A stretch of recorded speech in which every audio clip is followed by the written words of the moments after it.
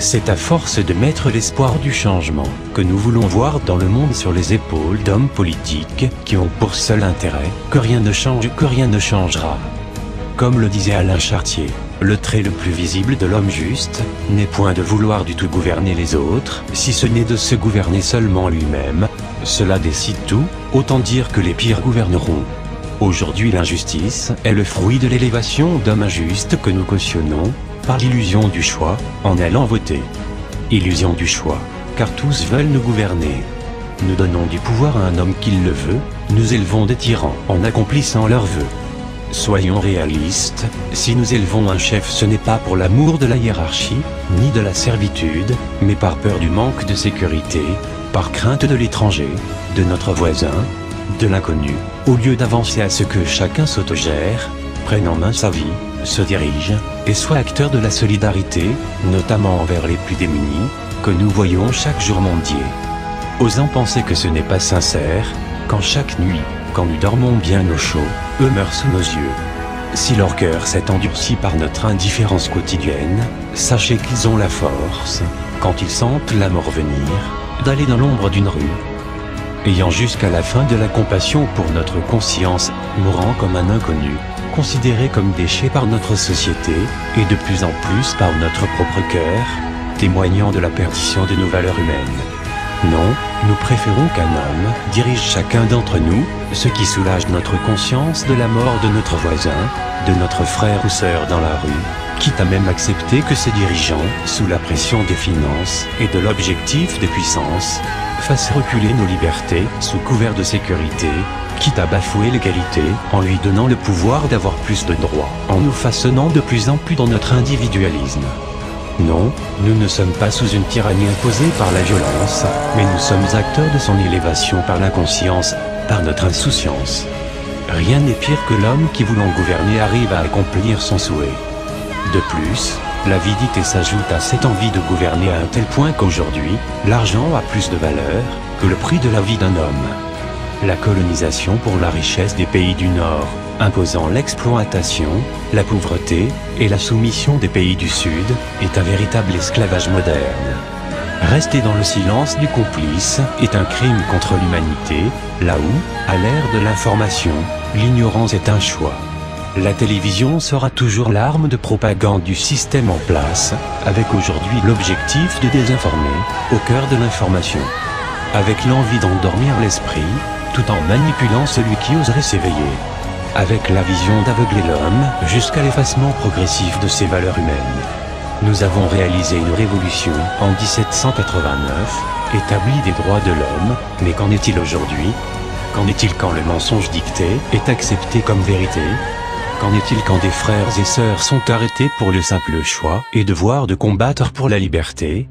Le passé porte lui-même une triste définition de notre monde, où chaque personne qui avait voulu dénoncer, comme Coluche ou J.F. Kennedy, se battre pour la liberté, comme Gandhi, Malcolm X ou encore pour l'égalité, avec Martin Luther King, a fini assassiné. Des hommes qui voulant changer la société, et bousculer la stabilité esclavagiste de notre économie, ont dû y laisser leur vie. Faut-il qu'il y ait toujours quelqu'un pour assassiner la paix? Faut-il qu'il y ait toujours un soi-disant fou, un peu probable accident ou un suicide, qui doivent arrêter ces artisans de paix? Oui, tant que les 1% dirigeront les 99%, il sera facile d'éliminer celui qui ose contester. Tant que ceux qui veulent et font la guerre nous gouverneront, rien ne changera. Tant que nous, le peuple, nous ne nous réveillerons pas, que nous n'agirons pas. Tant que nous continuerons à vouloir l'austérité, croyant réfléchir par nous-mêmes, alors que cette opinion d'austérité et de sécurité est largement diffusée par les médias, eh bien, rien ne changera. Le monde qui nous entoure nous sous-estime, murmurant à chacun d'entre nous que changer le monde est impossible. Chuchotant que notre société d'aujourd'hui est mieux qu'avant, qu'il faut savoir être reconnaissant.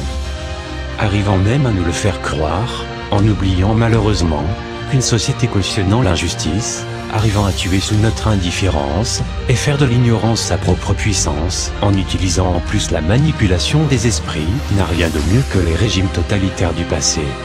S'il est évident aujourd'hui que le nazisme marqua notre histoire d'une manière horrible, il ne faut pas oublier qu'au tout début de son instauration, seuls quelques milliers de personnes allaient manifester dans les rues, oser être révolutionnaires contre le nazisme. Aujourd'hui nous voilà dans un autre système, à chacun d'entre nous de prendre le temps d'analyser, de s'y éjecter pour méditer, car comme décrit dans le roman 1984, de George Orwell, la guerre est paix, la liberté est esclavage, et l'ignorance de la force du système en place. N'oublions pas que notre histoire a connu de grands changements par des hommes, comme Gandhi ou Martin Luther King. Des hommes qui étaient seuls, laissant après leur mort leurs idées derrière eux. Imaginez que nous décidions de nous lever tous ensemble, imaginez que nous prenions enfin en main nos vies. Imaginez que nous coupions chacun les ficelles de la manipulation liée à notre esprit, imaginez que nous ayons le courage.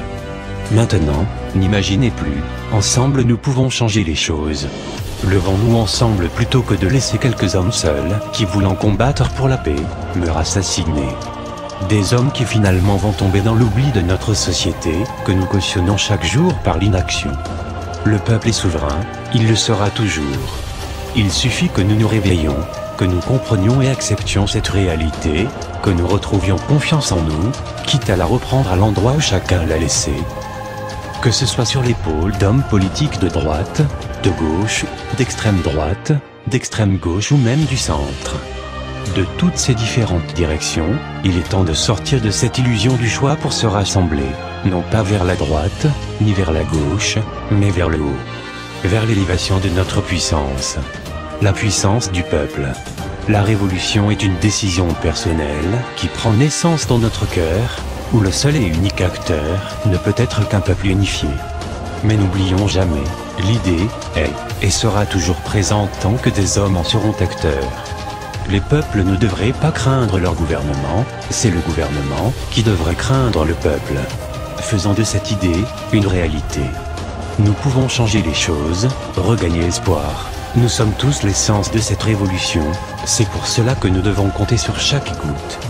Des gouttes de qualité, des gouttes qui ne se perdent pas, des gouttes qui s'assemblent, formant une flaque, un lac, une mer, un océan, puis une vague déferlante. We are anonymous. We are legion. We do not forgive injustice. We do not forget this shit. Government of this world, expect us.